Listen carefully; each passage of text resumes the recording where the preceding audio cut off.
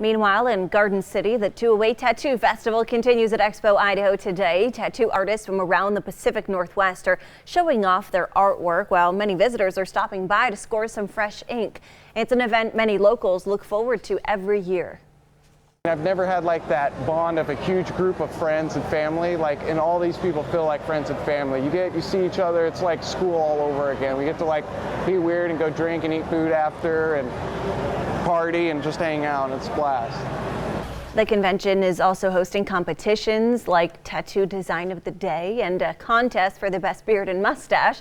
That festival wraps up tonight at 8.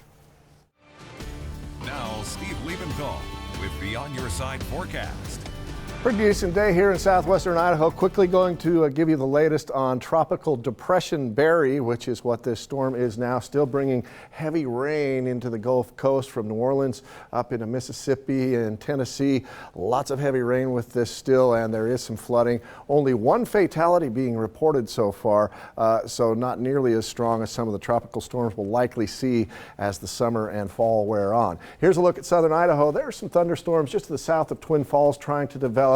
Same thing around Pocatello, Idaho Falls. This is where our red flag warning is in effect, but not seeing any lightning strikes, at least detected by our lightning strike detection equipment. So not seeing any of that yet, but some light rain likely falling out of there. Also a thunderstorm trying to develop over the Owyhees just on the Oregon side and moving in our direction. So in Canyon County, we may see some clouds roll over, maybe a sprinkle coming out of that. We'll closely watch the development of that storm as well. But in Boise, things looking pretty nice. Here you see the blue skies and not much in the way of clouds as we look at Boise from our Red Lion Tower cam. Just a few clouds over the nearby mountains. That's where we're seeing most of the activity, but again, not a lot to that. Around Stanley, there have been some gusty winds coming out of some storms that are trying to develop, but right now things looking very pleasant. Over Redfish Lake. A nice day up in the west central mountains with temperatures just a little bit cooler than they were yesterday. Tomorrow we start out in the 60s once again, quickly move into the 70s around mid-morning, 80s by noon, and then much like today, but maybe a degree or two cooler.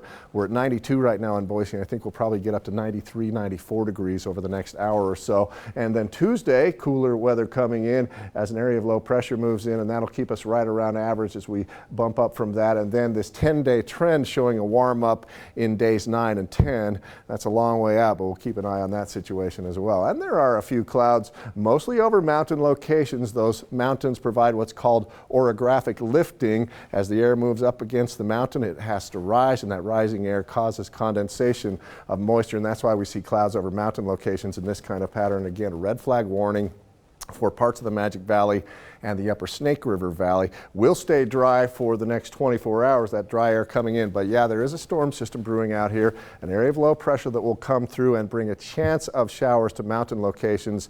The effects of this here in the valley will really be just some cooling, some moderating of the temperatures, if you will, especially tomorrow and then into Tuesday before those temperatures rise back up to around average. And average is where we will be tomorrow with afternoon highs in the low 90s. We're expecting 91 in Boise, and that's exactly where we expect to be this time of year. It's just a bit of a breeze in the afternoon. West central mountains, partly cloudy skies, and the possibility of some isolated thunderstorms, especially around McCall. It's only about a 20 to 30% chance at this point, but we're keeping an eye on it. Afternoon highs only in the 70s. Same for Stanley, 77 the afternoon high tomorrow, and the possibility of an isolated thunderstorm in the afternoon. And in the Magic Valley, mostly sunny skies, just a bit of a breeze out of the west at 10 to 15, and afternoon highs right around 90 degrees. Pretty typical for this time of year.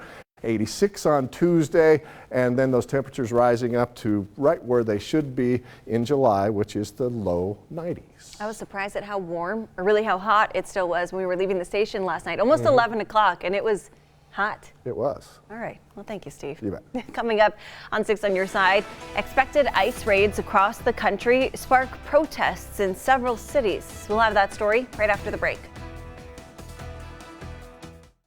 6 on Your Side at 5:30 continues now.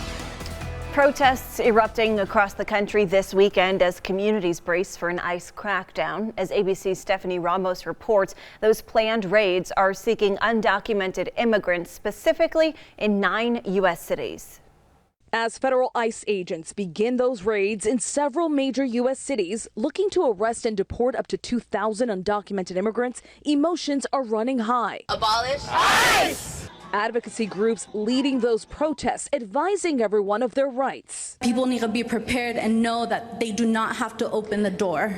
They do not have to let ICE officers inside. Acting U.S. Citizenship and Immigration Director Ken Cuccinelli says ICE agents are just doing their jobs. Over 1 million people in this country who are here illegally have gone through extensive due process, have removal orders, and have not left. It shows how far we've fallen that it's even news that ICE is doing its job. The issue has been a popular topic among 2020 Democratic presidential candidates, with some accusing President Trump of ordering these raids as a distraction. He wants us to be talking about this today, and he uses these people as political pawns. He wants chaos because it distracts everyone from all of these other things we should be talking about. The mayors of several cities where raids are planned say local authorities will not assist agents in the process. Disrupting families who are just here trying to live their life, that's not who we are or should be as Americans. Los Angeles Mayor Eric Garcetti tweeting this morning, "We are not coordinating with ICE."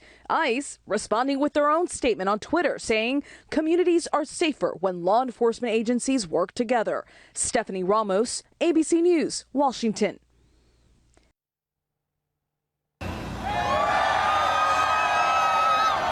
Still ahead on 6 on your side, let there be light. Cheers through the streets of New York City as power is restored after a massive outage.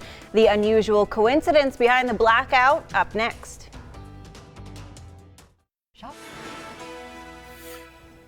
Well, some of New York City's most popular spots spent most of the night Saturday in darkness after a transformer fire sparked a massive power outage.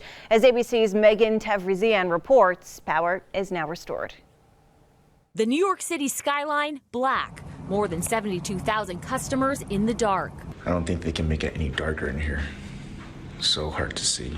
Shortly before sunset, the lights went out on the city's Upper West Side and Midtown, two of the area's busiest neighborhoods. It's like no power at 66th Street.